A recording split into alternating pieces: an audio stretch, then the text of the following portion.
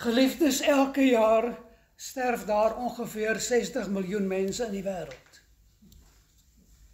60 miljoen mense. En in Suid-Afrika sal daar na verwagting hierdie jaar 600.000 mense sterf. Dat is soos wat die statistiek toeneem. Dit is 'n verskriklike getal mense. Maar wat nog erger is en verskrikliker is, dat hulle sal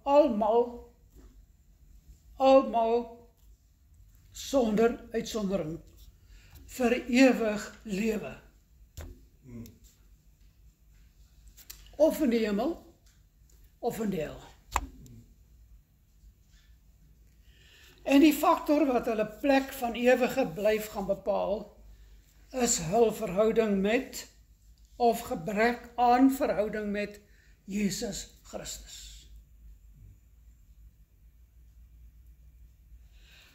Die vraag wat elkeen dus moet vra is, wanneer ek sterf, gaan ek voor Jesus as my regter of my verlosser staan? Gaan ek voor Jesus staan en is hy dan regter of verlosser? En die moderne kerk in sy woke georiënteerdheid skep die indruk dat die Here Jesus alleenlik deur liefde en vrede gedefinieer word. Dit is waar, dit is gedeeltelik waar, en dit is waar vir die wat in hom glo, vir die wat van hulle sondes bekeer, die wat hom as Heer en Verlosser erken en aanvaar. Vir hulle sal daar ewige liefde, vrede en vreugde wees. Maar vir die wat hom verwerp, is Jesus die regverdige regter. Die regverdige regter, wat sonde haat en wie sy regverdigheid ewige veroordeling oor hulle sal bring wat hom verwerp.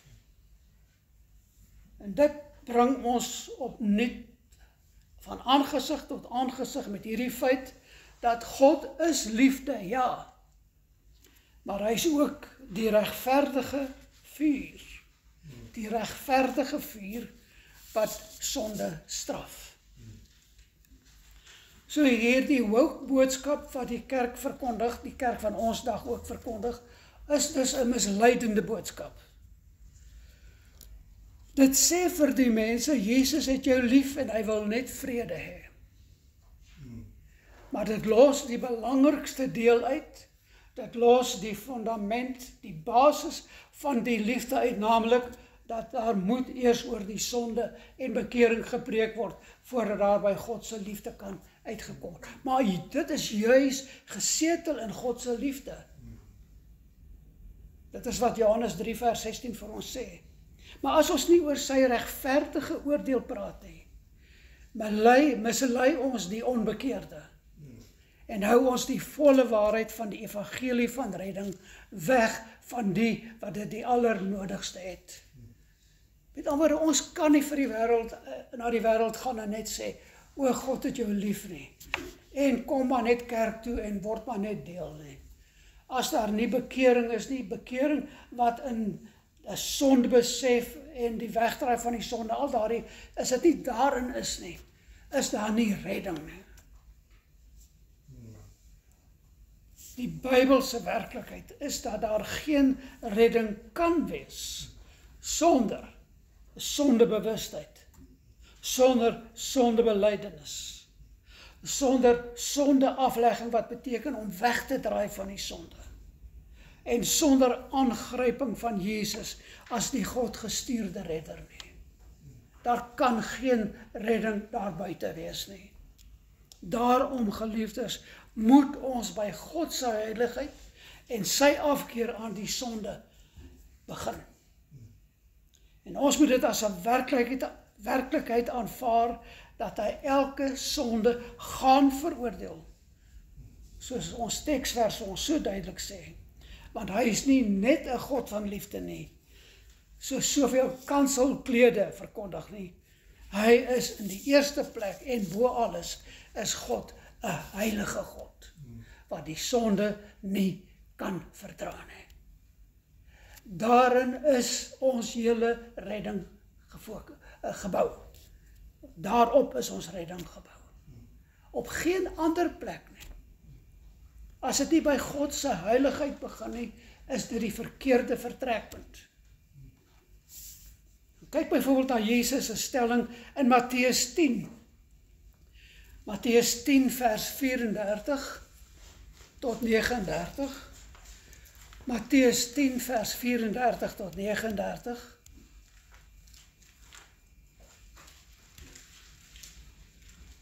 Moenie dink dat ek gekom het om vrede op die aarde te bring nie. Wag. Is dit reg? Is dit waar daar staan? Moenie dink dat ek gekom het om vrede op die aarde te bring nie. Ek het nie gekom om vrede te bring nie, maar die swaard. Dit wil sê veroordeling. Die swaard. Want ek het gekom om 'n tweedrag te verwek tussen 'n man en sy vader, en tussen 'n dogter en haar moeder, en 'n skoondogter en haar skoonmoeder. En 'n mens se huisgenote sal sy vyande wees. En wie vader of moeder bo my liefhet, is my nie waardig nie. En wie seun of dogter bo my liefhet, is my nie waardig nie. En wie sy kruis nie neem en agter my volg nie, is my nie waardig nie. En wie sy lewe vind, sal dit verloor. En wie sy lewe verloor om my ontwil, sal dit vind. Nou gaan nou net 'n bietjie verder na vers 52 toe. Vers 52. Hier berei Jesus daai prentjie wat hy skilder verder uit. 5 lede in een huishouding sal verdeel word. 3 teen 2 en 2 teen 3. Hulle sal verdeeld wees, vader teen seun, seun teen vader, moeder teen dogter, dogter teen moeder, skoonma teen skoondogter en skoondogter teen skoonma. Herhaal al daardie. En dit sal vyhandig wees. Jammer, André, dis Matteus 10 vers. Daar is nie 'n 52 nie. Dan is dit in Lukas 12, ekskuus. Ek het kyk nou Lukas 12. Okay.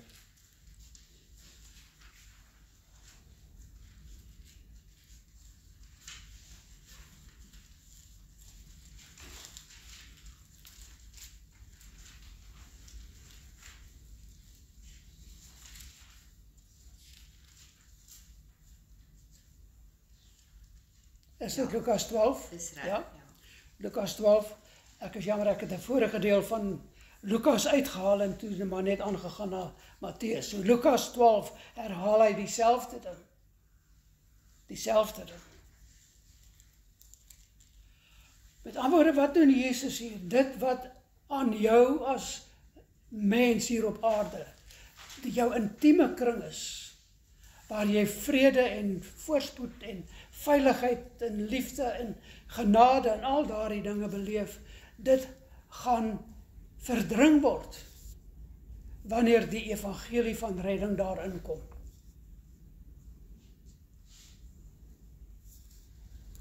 Nou, die implikasie is duidelik, waar my waarheid inkom, lei dit tot verdeling, want my heiligheid kan die sonde nie verduur nie.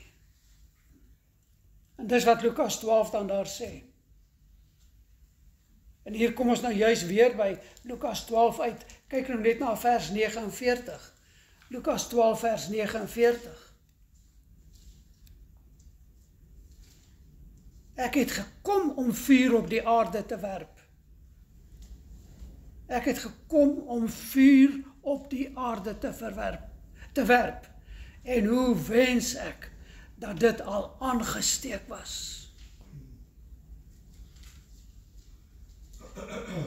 Hoe wens ek dat dit al aangesteek was.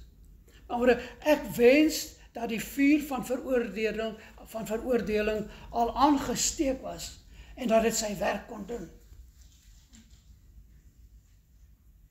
Jy sien, as ons hierna kyk, geliefdes, wanneer ons net die liefde van God in Jesus Christus verkondig. Dan is ons niks anders as sentimenteel en met die onwaarheid besig nie. Dit is 'n goeie aanduiding van die wokeness waarna ek verwys het. Maar die groot probleem hier is dan dat ons God se heiligheid ontken. Dat ons sy heiligheid ontken as dit ons standpunt is. Want hierdie stelling wat Jesus gemaak het in vers 49, ek het gekom om vuur op die aarde te werp, en hoe wens ek dat dit al aangesteek was juis 'n stelling om uitdrukking te gee aan sy heiligheid.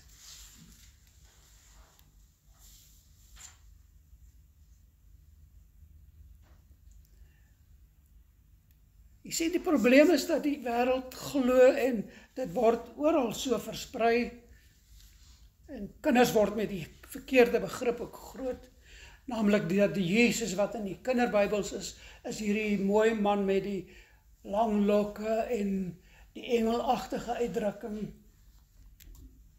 Dis net 'n eensydige beeld wat daar geskep word, wat eintlik ook dan teen die bepaling van God se wet is, wat nie so behoort te wees nie.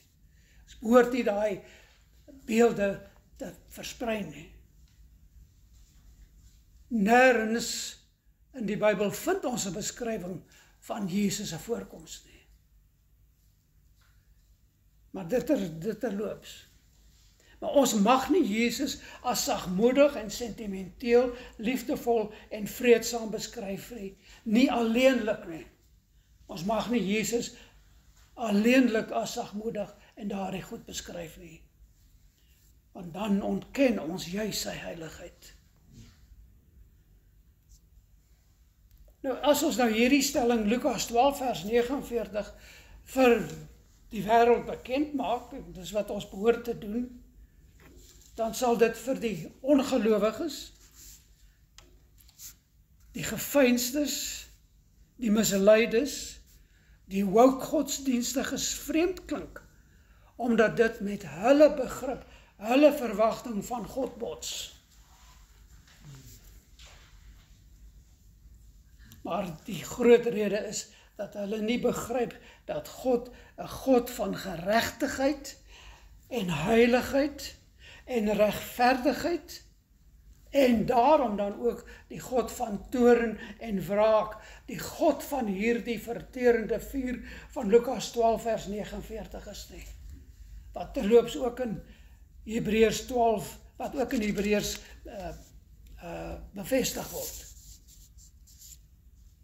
Maar kom ons kyk weer na ons teks in Romeine 2. Romeine 2. Vers 6 tot 10, soos dit ook op die bulletin dan is.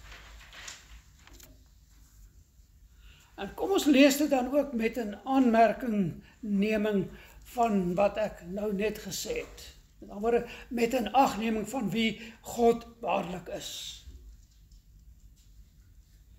Vers 5. Maar ooreenkomstig jou verhardheid en onbekeerlike hart, vergader jy vir jou toorn as 'n skat in die dag van die toorn en die openbaring van die regverdige oordeel van God, wat elkeen sal vergeld na sy werke. En ek het dit verlede keer reeds genoem. Hierdie vers 6 is daardie groot basis, die fundament vir die wat die woord van die Here glo. Maar vir die wat dit nie glo nie, is dit 'n steen van struikeling. Dis 'n steen des aanstoots. Hulle wil dit nie weet nie. Hulle wil dit nie hoor nie. Vers 7. Aan die wat deur volharding in goeie werke, heerlikheid, eer en onverganklikheid soek, die ewige lewe.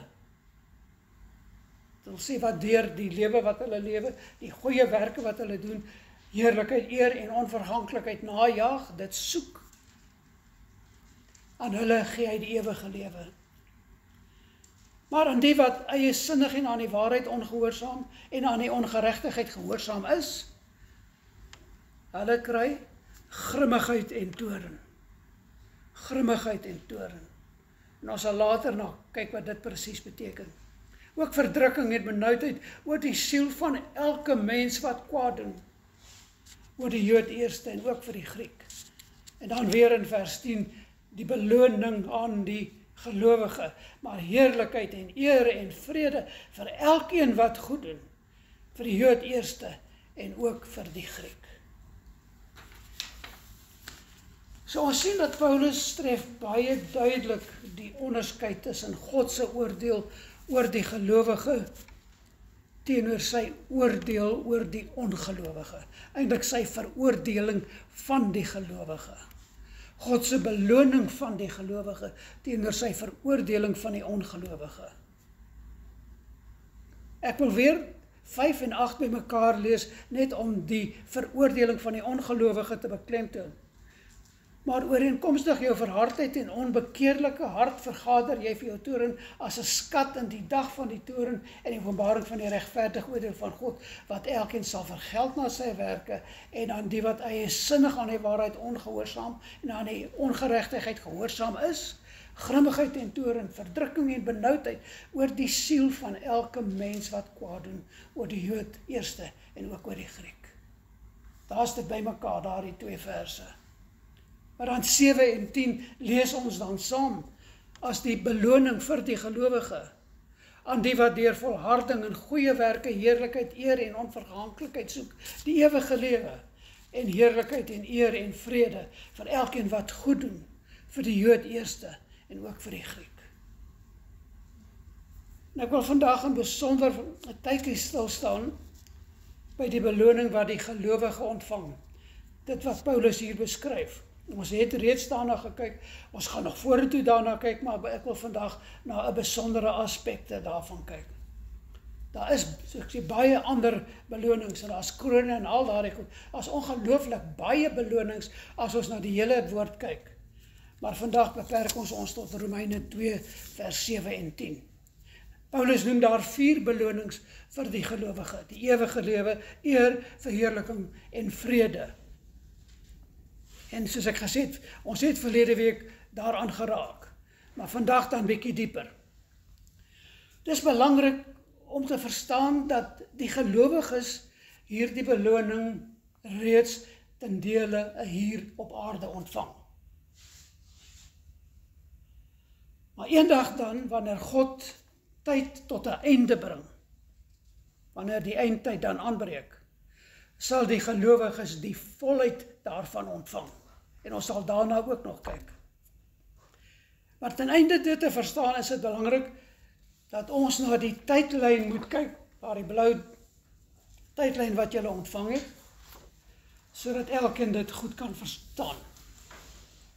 Hierdie is so belangrik om eintlik die hele Nuwe Testament te verstaan in terme van hierdie geopenbaarde tydlyn wat ons uit die woord uithaal en nêrens anders nie.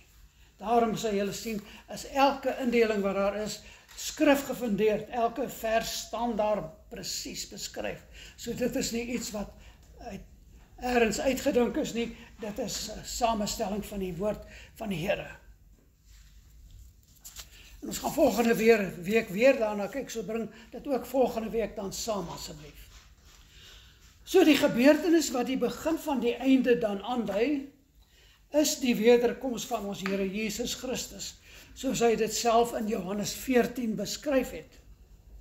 En hierdie eerste deel van die wederkoms van ons Here Jesus sal plaasvind wanneer hy kom om die gelowiges na homself te haal. Dit wat ons die wegraping noem en wat op die tydslyn as B aangegee word. B, die rapture. Nou let wel, en dat is een van die besware teen die mense wat teen die wegraping beswaar maak, en dit is dat die woord wegraping kom nie in die Bybel of in die Nuwe Testament ergens voor nie. En dit is inderwaarheid so. Maar net om te verstaan, onthou, die woord drie-eenheid kom ook nie in die Bybel voor nie. Maar dit is 'n afleiding wat gemaak word op grond van die lering van die Bybel. En daarom is die wegraping daar, soos ons uit die teksverse sal sien, net soos wat die drie-eenheid daar is, op soveel verskillende plekke wat dit genoem word. So, dit is die argument om te onthou as iemand jou standpunt oor die wegraping wil aanval. En dit is gewoonlik die eerste argument. Jesus het die heel eerste aankondiging van die wegraping in Johannes 14 gegee. Johannes 14, laat julle harte nie, in vers 1, Johannes 14 vers 1, hier het Jesus nou vertel dat hy op pad is, hy is op pad om die lydensweg te betree, en dan sê hy as troostwoord vir sy volgelinge, sy disippels, laat julle harte nie ontsteld word nie. Glo in God, glo ook in my. In die huis van my Vader is daar baie wonings, as dit nie so was nie, sou ek dit vir julle gesê het. Ek gaan om vir julle 'n plek te berei. En as ek gegaan en vir julle plek berei het, kom ek weer en sal julle na my toe neem, sodat julle ook kan wees waar ek is. Baie, baie duidelik. Ek gaan om vir julle 'n plek te berei en ek gaan kom om julle te haal, om saam met my daar te wees. En dit is dan ook in verhouding met ook ander teksverse, wat ons nog vorentoe na sal kyk ook, dat ons glo dat die wegraping dan juis aan die begin van die groot verdrukking, die 7-jarige verdrukking reeds plaasvind. Paulus in 1 Korintiërs 15 vers 51 tot 57. 1 Korintiërs 15 vers 51. Kyk, ek deel julle 'n verborgenheid. Daai woord geborgenheid beteken 'n geheim wat tot dusver 'n geheim was. Ek deel julle 'n verborgenheid mee. Ons sal wel nie almal ontslaap nie, met ander woorde, ons gaan nie almal doodgaan hier op aarde nie. In ons tyd wat ons nou lewe, gaan daar nog lewendes wees wanneer die eindtyd kom. Ons sal wel nie almal ontslaap nie. Maar ons sal almal verander word. In 'n oomblik, in 'n oogwink, by die laaste basuin. Want die basuin sal weer klink en die dode sal onverganklik opgewek word en ons sal verander word. Nou hier wil ek net verduidelik dan, die dode wat hy van praat, is die dooies wat reeds gesterf het, die gelowiges wat reeds gesterf het, die gelowiges wat reeds gesterf het. Hulle sal onverganklik opgewek word, en ons sal verander word, want hy praat in konteks van die gemeente hierso. Want hierdie verganklike liggame, hierdie verganklike moet met onverganklikheid bekleed word, ons gaan nuwe liggame kry. En hierdie sterflike moet met onsterflikheid bekleed word. En wanneer hierdie verganklike met onverganklikheid bekleed is en hierdie sterflike met onsterflikheid bekleed is, dan sal vervul word die woord wat geskrywe is, die dood is verslind in oorwinning. Met ander woorde, hy het met die gelowiges gepraat en gesê, die dood is verslind in oorwinning. Hy herinner met ander hulle daaraan, Jesus het uit die dood opgestaan, hy het die dood oorwin. Vers 55 dan, waar vra hy dit dan? Dood, waar is jou angel? Doodryk, waar is jou oorwinning? Die angel van die dood is die sonde, en die krag van die sonde is die wet. Maar God sy dank, wat ons die oorwinning gee, deur ons Here Jesus Christus. So hierdie is die boodskap vir die gelowiges, vir die kerk. Die reeds gestorwe gelowiges gaan opgewek word en saam met die lewende gelowiges opgeneem word om saam met Christus te wees. En dis wat Paulus dan in 1 Tessalonisense 4 herhaal. 1 Tessalonisense 4 vers 13 tot 18. 1 Tessalonisense 4 vers 13 tot 18.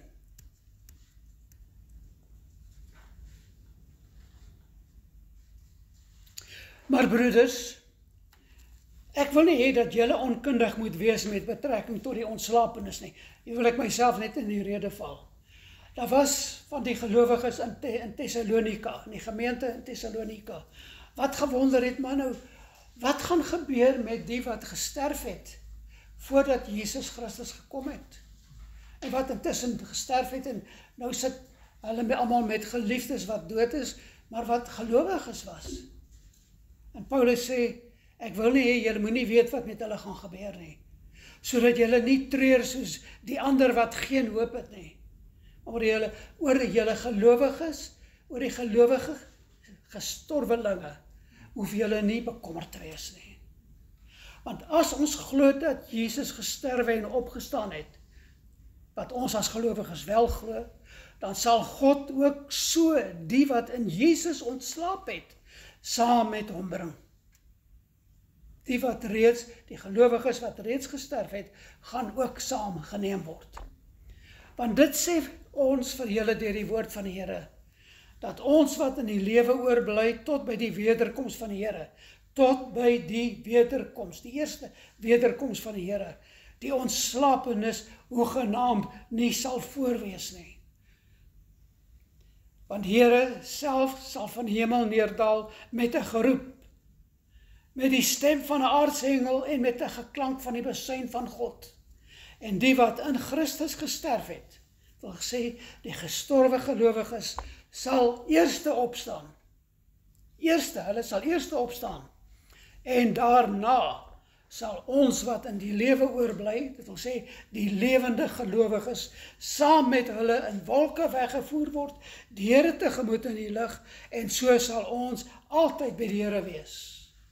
Bemoedig mekaar dan met hierdie woorde. Nou, dit is dan nou soos wat julle weet, wat so effens humor, dat die gestorwe gelowiges ons 6 voet vooruit gaan wees, op pad na die Here toe om hom tegemoet te kom. Omdat hulle uit die eerste opstaan en daarna die wat op die aarde is. Hierdie is dus die eerste wederkoms van Christus. En geliefdes, hierdie is uit die woord van die Here. Hierdie is die wegraping. Hoe kan daar onduidelikheid wees hieroor?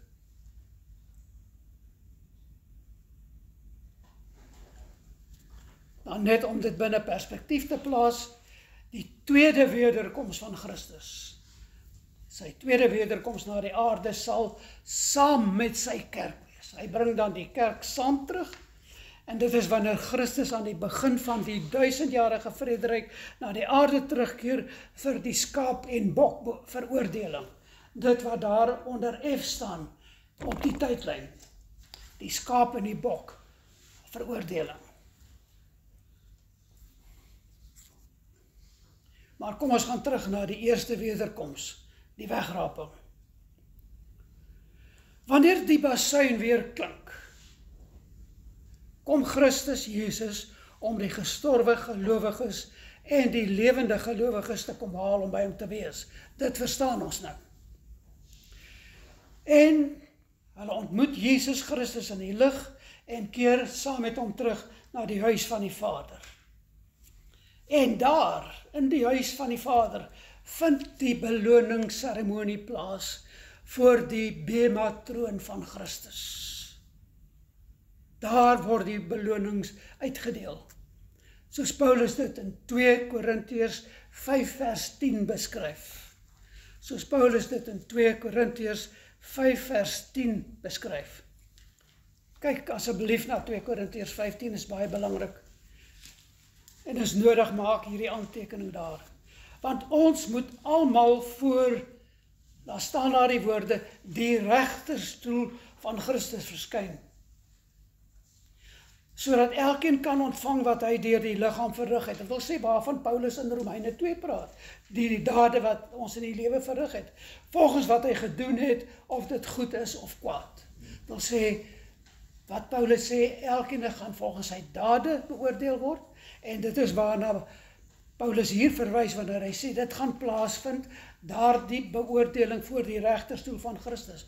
Maar dit is ongelukkig, dat die woord regterstoel daar gebruik word. En dit is in die Afrikaanse vertaling baie spesifiek so. Eintlik is dit 'n vertaling wat met die King James vertaling begin het, wat dit weer eintlik verkeerdelik regterstoel beskryf het. Want dit is nie die regterstoel nie. Dit is wat ons graag noem die Bema stoel, B-E-M-A, die Bema van Christus. Met ander woorde, die letterlike vertaling sou wees, want ons gelowiges moet almal voor die Bema stoel, die Bema troon as jy wil, van beloning verskyn. Want die Bema is anderster, die Bema troon is anderster as die regterstoel. Dis heeltemal 'n ander konsep. Want die Bema is, soos wat daar in daardie tyd, en vandag waarskynlik nog, dit is die verhoog van beloning. Dit is 'n verhoogde platform met trappe wat daarheen lei. En die wat beoordeel word en dan beloon word, bestyg hierdie platform en ontvang hulle beloning van Christus Jesus, van hom wat op sy troon sit.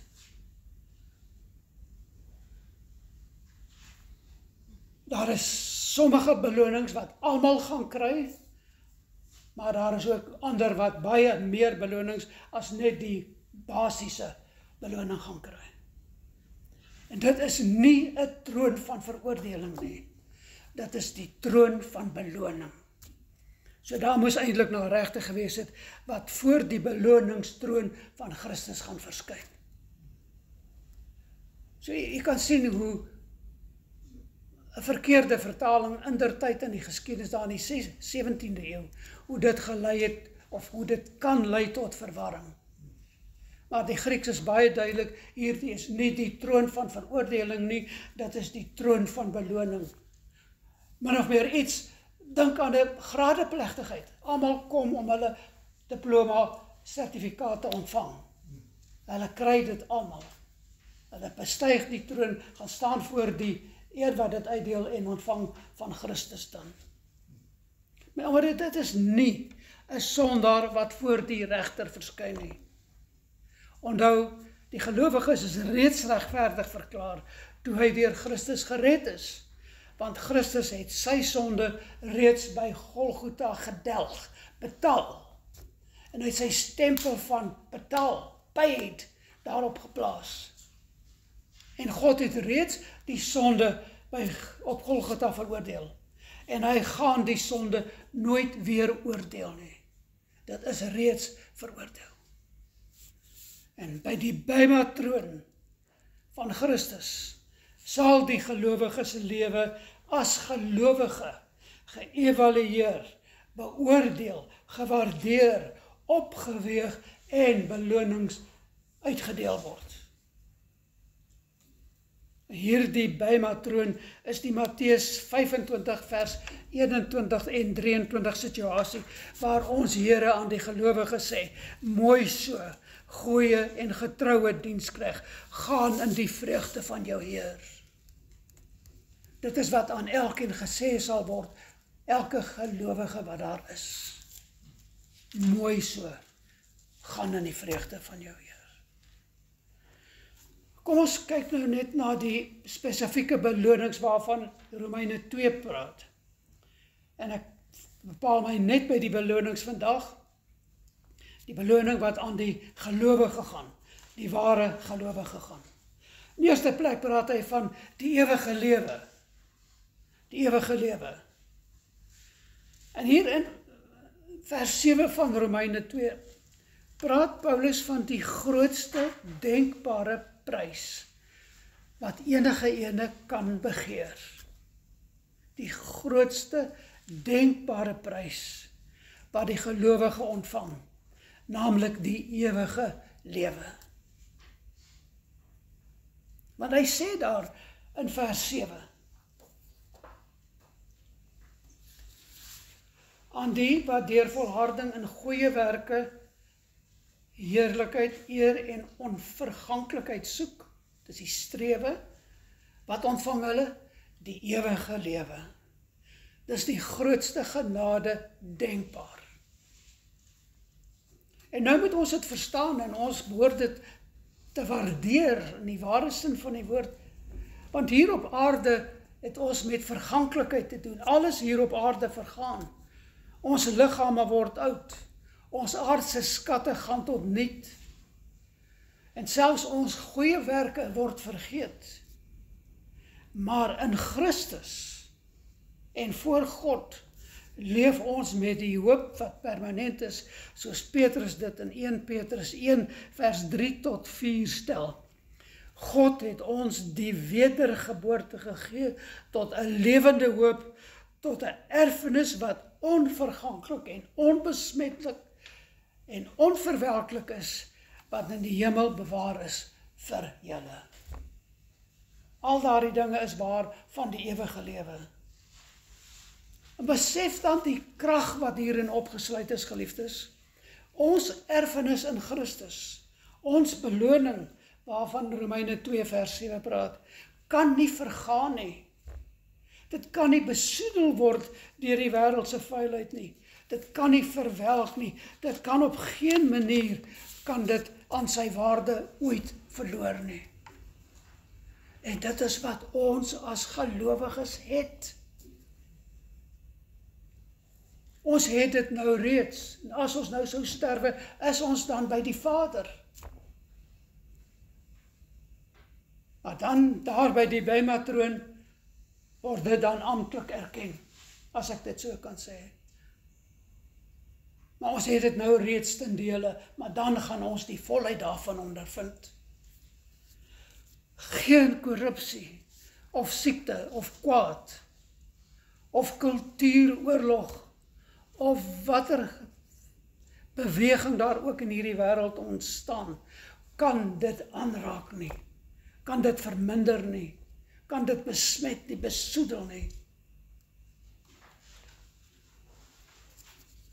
En ons as gelowiges moet dit weet, ons moet dit besef. Dit is die werklikheid van ons lewe, en ons moet daar volgens lewe. En ons moet verstaan, dit het die verskil gemaak, of ons dan voor Christus gaan staan, as ons regter, of as ons verlosser. Dis reeds die werklikheid daarvan. En in ons aardse stryd teen die boosheid, en elke denkbare leuen van die bose, en die ontsaglike haat van die wêreld wat teen ons aangedruis kom, kry ons die versekering in 2 Korintiërs 4 vers 17 en 18. 2 Korintiërs 4 vers 17 en 18. Daar kry ons die versekering wat Paulus hier gee. Ons ligte verdrukking wat vir 'n oomblik is, dit is korte duur, bewerk vir ons 'n alles oortreffende ewige gewig van heerlikheid. Omdat ons nie let op die sigbare dinge nie. Ons laat ons nie daardeur mislei nie, maar op die onsigbare. Want die sigbare dinge is tydelik, maar die onsigbare ewig. Met ander woorde, wat hy hier sê, ons fokus moet nie op hierdie wêreld en sy verbygaande dinge wees nie. Ons fokus moet op die ewige wees, want dit is ons deel reeds. Dit herinner ons ook dan onmiddellik aan Romeine 8 vers 18, waar Paulus dieselfde ding sê. Romeine 8 vers 18. Want ek reken dat die lyding van hierdie teenwoordige tyd nie opweeg teen die heerlikheid wat aan ons geopenbaar gaan word nie. So al het ons die ewige lewe nou reeds, moet ons net verstaan, ons besit dit te midde van 'n wêreld wat teen ons aangedruis kom, wat ons wil vernietig, wat dreig om ons te oorweldig, maar ons moet verstaan, ons fokus moet wees op dit wat ongelooflik is. Die heerlikheid wat aan ons geopenbaar gaan word. Maar hy sê dat hierdie lewe is, as ons dit in perspektief gaan beskou, is dit maar die stryd van 'n oomblik. teen die gewig van die ewige heerlikheid. Met ander woorde, die opofferings wat hierdie lewe van ons verg, as ons dan volhard in dit wat God van ons vra, om waarlik dan hier te lewe tot sy eer en verheerliking, om die goeie dinge na te streef, waarvan hy hier in vers 7 praat. Dat ons daardie dinge nastreef, maar dat ons sal besef, dit is vir 'n oomblik. En hierdie opoffering wat dit van ons verg, is vir 'n oomblik. Maar elke keer wanneer ons na die waarheid toe gaan, die waarheid van wat vir ons wag, na die ewige beloning, moet ons besef, dit het 'n onverganklike waarheid. Dit is 'n onverganklike waarheid. Daar is niks wat daarin sal vergaan nie. So dit is die eerste wat hy van praat, hierdie ewige lewe. Nee, kyk weer mooi, aan die wat deur volharding en goeie werke heerlikheid, eer en onverganklikheid soek, dit is met al wat die gelowige ontvang, die ewige lewe. Die ewige lewe. Ontvang dit. En hy stel dit spesifiek hier so dan ook reeds nou in die hede, die huidige. Ten dele dan ja, maar die volheid daarvan wag vir ons. Die tweede aspek wat hy dan noem, as jy na vers 10 kyk,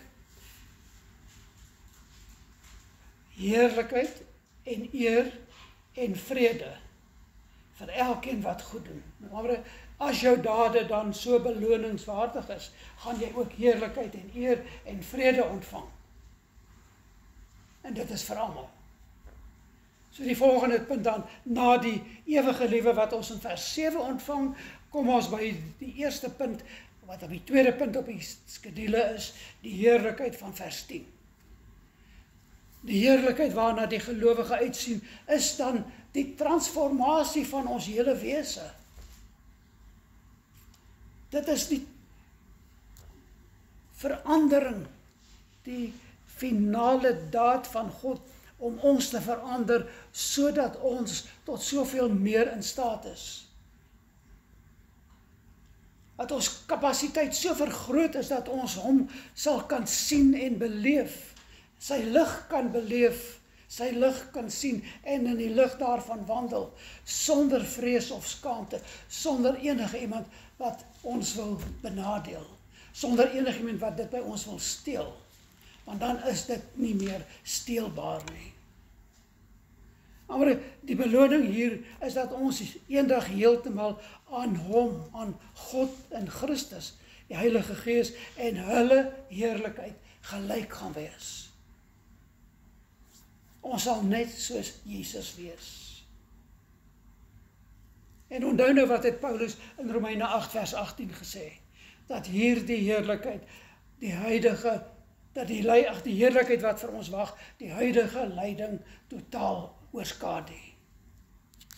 Dit beteken dus dat die waarde van God se toekomstige heerlikheid wat na ons toe kom, sy oorweldigende teenwoordigheid so groot is, dat die probleme wat ons nou beleef, eintlik soos mis voor die son sal verdwyn. Dit is niks in vergelyking daarmee nie.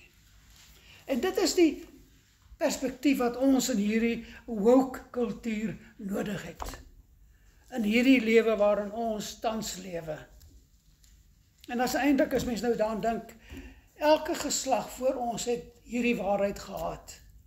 Maar geliefdes, soos wat elke geslag aangaan, was dit nog nooit soos dit nou is nie. Dink nou net daaraan. En ons praat heel dikwels dat ons is so dankbaar dat ons ouers nie meer lewe nie. Want ons weet nie hoe hulle hierdie tye sou kon hanteer nie, as hulle nou sou gelewe het. Maar as hulle gelowiges was, sou die Here ook vir hulle toegerus het. Maar ons is dankbaar daarvoor dat hulle nie hierdie wêreld moet sien nie. Ook hierdie vervolging waarin gelowiges onderhewig is. En dis juist dan die woke aspek daarvan. Gelowiges is aan hierdie vervolging onderhewig bloot omdat hulle gelowiges is. bloot omdat hulle gelowiges is. En as ons dan nou kyk, geliefdes, na hoe kerke dwars deur die wêreld afgebrand word. Selfs in die westerse lande gebeur dit. Selfs in Amerika gebeur dit. In Afrika, in die noorde van Afrika gebeur dit op groot skaal. Duisende gelowiges sterf vir hulle geloof, bloot omdat hulle gelowiges is.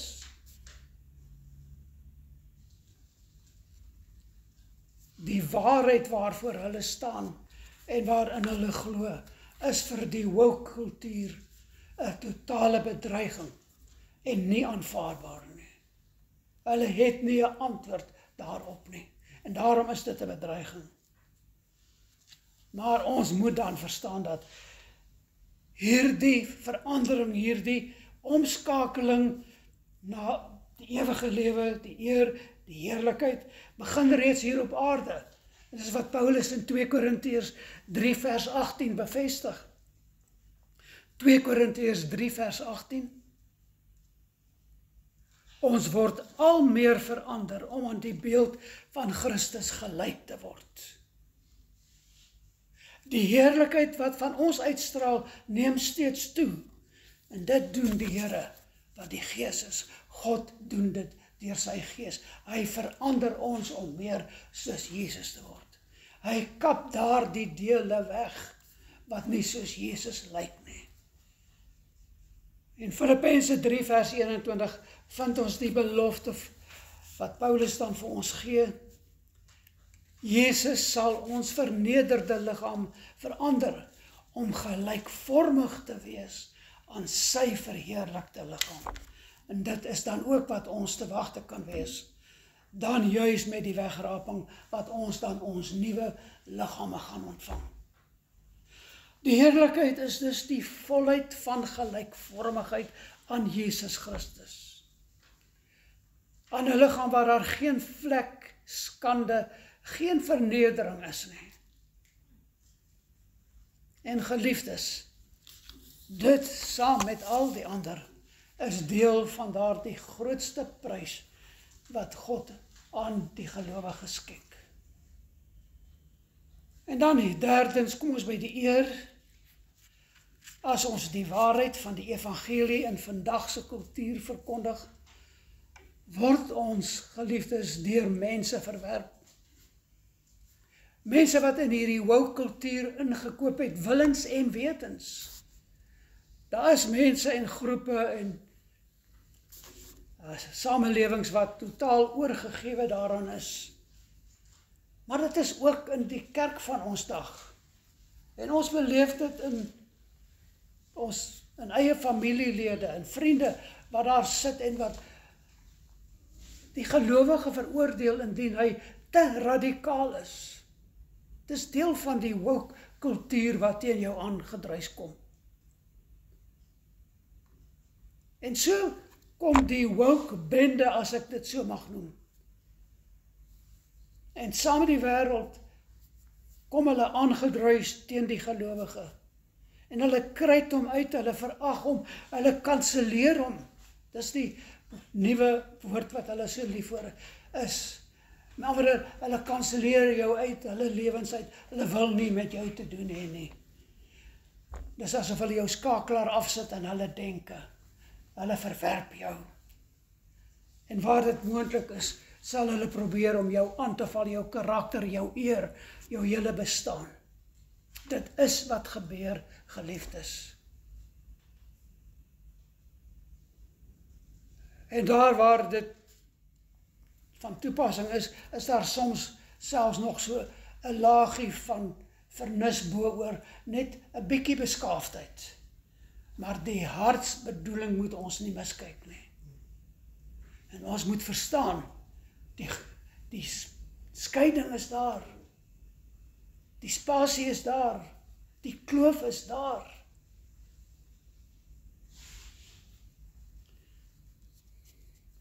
Jesus het in Johannes 5 vers 44 gevra. Johannes 5 vers 44. Hoe kan julle glo wat van mekaar eer aanneem en die eer wat van die enige God kom, soek julle nie. Maar julle aanvaar die eer van die wêreld, julle jaag dit na. Maar die eer wat van God kom, daardie ewige eer wat hy aan die gelowige gee, dit word nie nagejaag nie. Dit bring ons dan by die hart van die probleem. Dis die hart van die probleem van die wêreld met hierdie woke denke. Want dit is mense wat desperaat is vir tydelike eer en beloning, die dinge van die wêreld wat dit najag. En hulle soek aanvaarding en lof en mag en al daardie aardse dinge. Maar hierdie eer van hierdie wêreld is soos rook wat verdwyn met die wind. En daarom moet ons verstaan dat die ware gelowige se fokus is die eer wat van God afkom. Wat Paulus so duidelik hier in Romeine 2 vers 10 sê, dit is deel van wat God vir ons gee. Dis nie 'n prys wat ons of enigiemand wat nie Godsinne is kan verdien nie. Jy kan nie dit in die wêreld najag nie. Maar dit kom na die gelowige, omdat die gelowige God se kind is, dat ons syne is, dat ons aan hom behoort. En daarom ontvang ons die eer wat niemand kan wegneem nie, en niemand kan koop nie, of niemand kan verdien as hy nie 'n gelowige is nie. En daarom, geliefdes, behoort ons dan ook, terwyl ons hier op aarde is, moet die gelowige, moet God se eer ons fokus wees, om eer en verheerliking aan hom te bring. En dan ontvang ons reeds eer by hom, wat saak maak, en dan die ewige eer, wat ons in sal wees, wanneer ons in die ewigheid saam met hom is. Daar is 'n aanmoediging vir ons in Hebreërs 6 vers 10, waar die skrywer van die brief aan die Hebreërs sê, Hebreërs 6 vers 10, hy sê, God is nie onregverdig om julle werk en die liefde wat julle aan sy naam bewys het, te vergeet nie. God sal alles wat jy doen, om aan hom die eer en die verheerliking te bring. Om dit wat jy in sy naam doen, wanneer jy hier op aarde met die mense handel. Wanneer jy jou taak en jou plig en jou voorreg nakom as gelowige te lewe in hierdie wêreld, God sal dit nie vergeet nie. Met ander woorde, hy sê dat wanneer jy daar by die Bema troon kom, moenie dink dat God enigiets sou vergeet het nie. Jy sal jou beloning ontvang. So hierdie vers gee vir ons die versekering, moenie moedeloos word as die wêreld jou verwerp nie. Moenie moedeloos word in die middel van hierdie woke kultuur waarin ons onsself bevind nie.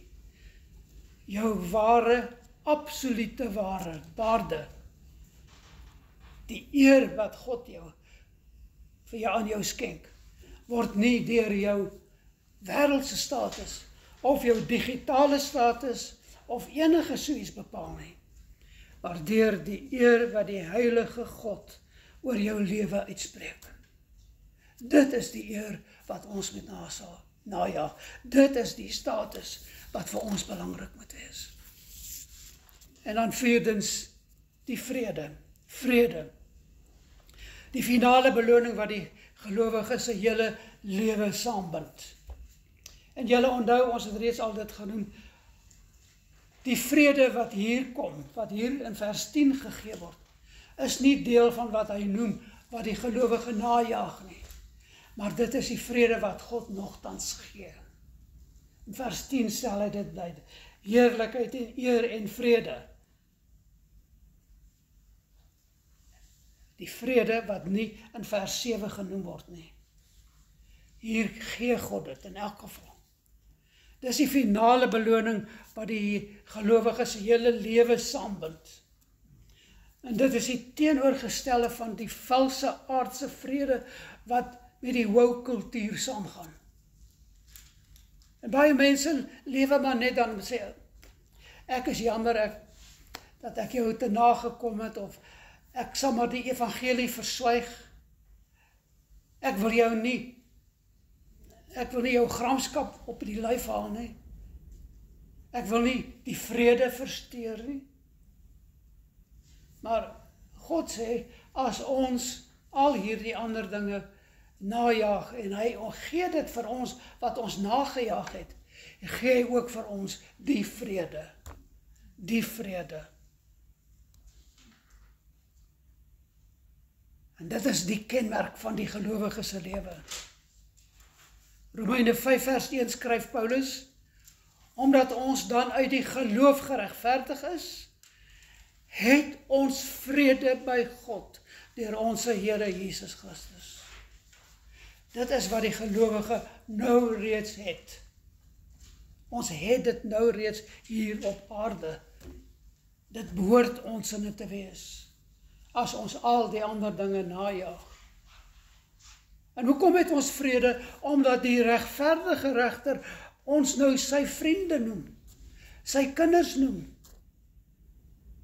En hy gee vir ons sy vrede ook daarvoor.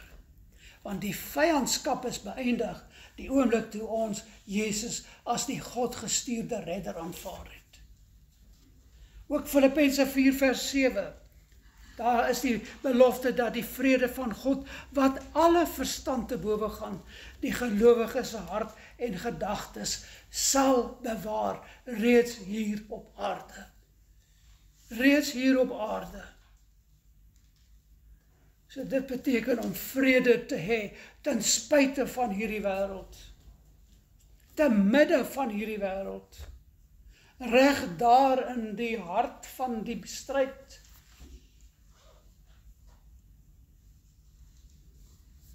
Daar in die midde van die lewensstorme wat om ons woed.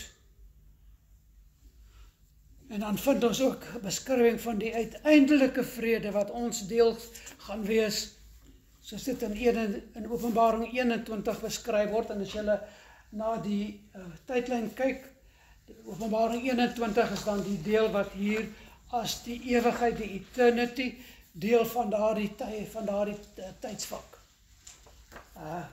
Dit behoort eintlik U, die symbool U, op die tydslyn te wees. Openbaring 21 en 22, in die ewigheid. God sal al die trane van hulle oë afvee. En daar sal geen dood meer wees nie. Ook droefheid en geween en moeite sal daar nie meer wees nie. Hierdie is die vrede. Samevattend is dit die vrede wat die ware gelowige sy volle deel sal wees in die ewigheid. Hier is die ware vrede wat die boosheid van die tydelike aardse vrede, die tydelike aardse vrede, wat nie eintlik vrede is nie, totaal sal ontbloot en dit wys vir wat dit was. En dit beteken die einde van die stryd wat daar in die tuin van Eden aangeknoop is, daai stryd wat daar begin het. Die stryd tussen die leuen en God se waarheid. En die stryd wat deur God se genade oorwin word, alleenlik in Jesus Christus. En dit is wat die gelowige ontvang. Geliefdes, en so kom ons dan tot die besef van die volle beeld van God se genade, wat ons deel reeds hier op aarde is. Maar eendag dan in sy volheid ons deel gaan wees. En ons stryd teen die sonde en die wêreld is vir hierdie onverganklike erfenis. Iets wat nooit sal vergaan nie. En ons moet verstaan, ons is bestem vir heerlikheid. Daardie volkome transformasie om soos Christus te wees. Daardie verheerliking van ons siele en ons liggaam. In die derde plek moet ons besef, ons verwerping deur mense en die stryd teen mense maak nie saak nie, want ons wag op die eer en die absolute waarde van God en sy teenwoordigheid self. Dit is ons beloning. En ons is reeds geanker in vrede met God, wat deur Christus Jesus verwerf is, gekoop is, gedelg is. Nooit weer sal daar teen ons naam staan enige sonde wat ons gedoen het nie. Dit moet die werklikheid van ons bestaan wees. En ons moet daar volgens lewe, geliefdes.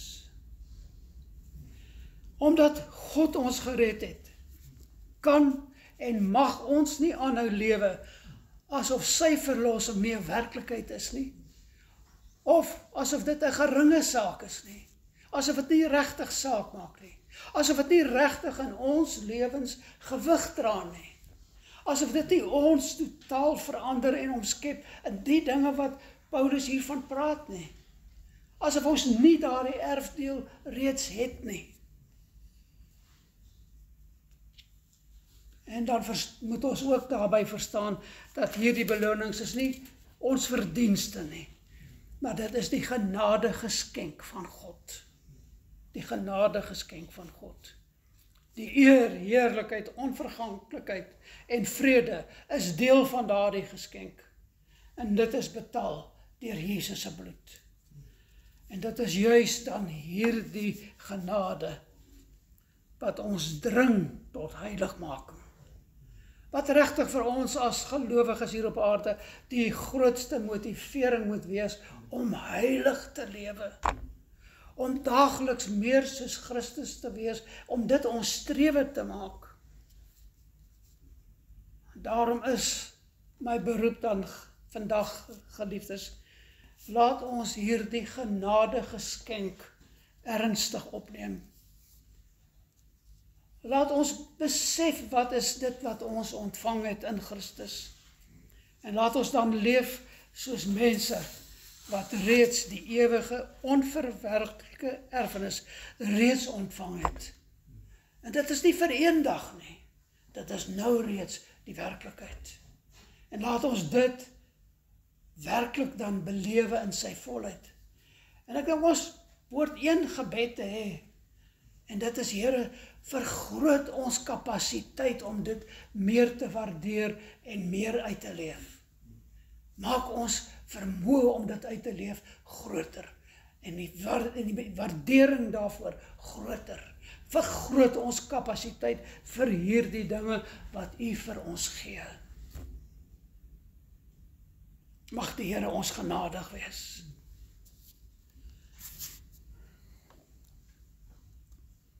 O Here, ons God, U is heilig, U is regverdig,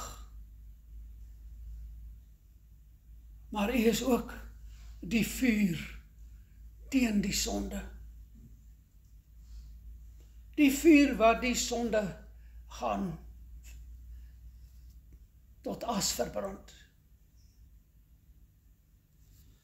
Here, in ons bely dat ons so dikwels nie die regte verstaan daarvan het, of dat ons deur die kleinlikheid van ons denke, die beperktheid van ons denke, U heiligheid verklein het, en die erns van ons sonde versag daardeur.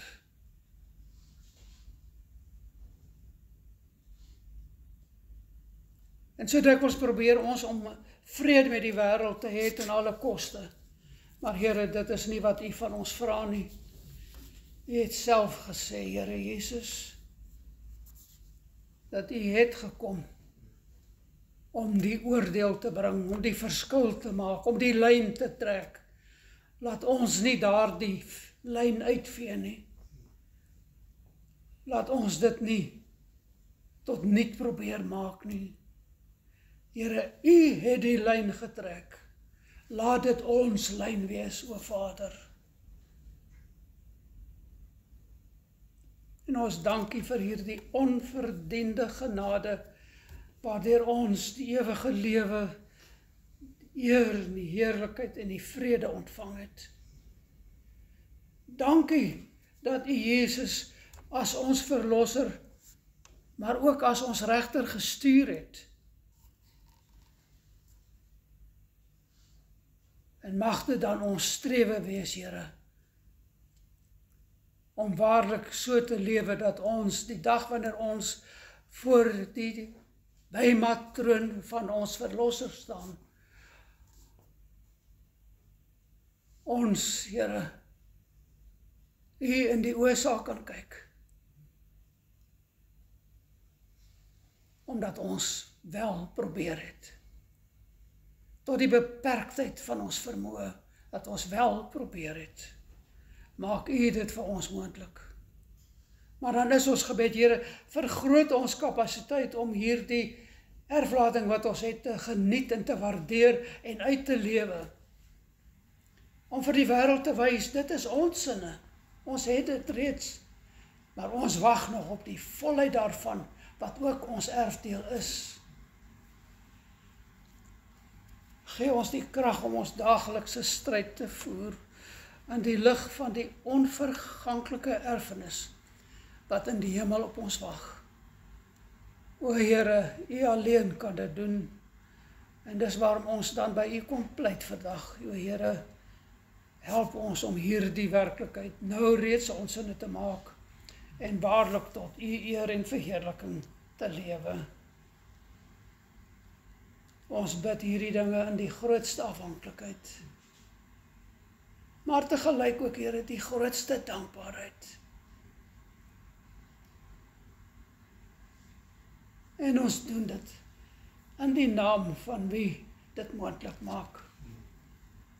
Ons Here Jesus Christus. Amen.